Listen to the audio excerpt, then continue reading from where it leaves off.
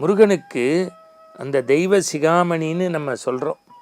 முதல்ல சிகைனா என்ன? தலை. தெய்வ சிகாமணின்னா தலைக்கு மேலே இருக்கக்கூடியவன். அப்போ என்னன்னா தெய்வங்களுக்கெல்லாம் மேலானவன் நம்முடைய முருகன். நிறைய பேருக்கு தெரியல.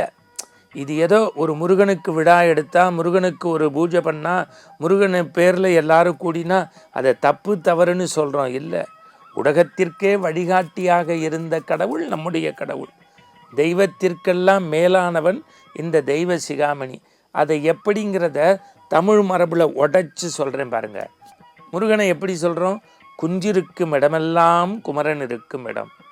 அப்போ குன்றுக்குடிய கடவுள் யாரு? இந்த முருகன். முருகனுடைய பாதத்திற்கு கீழே குன்று இருப்பதனால் பொதுவாக நம்ம சுவாமி சிலைகள் எதில் செய்கிறோம்? கல்லில் செதுக்கி தான் ஆவாகனம் பண்ணி கர்ப்ப கிரகத்தில் வைக்கிறோம்.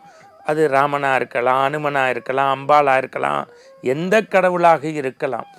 ஆனால் இந்த இறைவன் முருகனுடைய பாதத்திற்கு கீழே உள்ள குன்றிலிருந்து செதுக்குவதால் குன்றுக்குரிய பொறுப்பு கடவுள் முருகன் என்பதால் பிற தெய்வங்கள் தெய்வம் என்றால் அந்த தெய்வத்திற்கு மேலான சிகைக்கு மேலே இருக்கக்கூடிய தெய்வ சிகாமணி நம்முடைய முருகன்.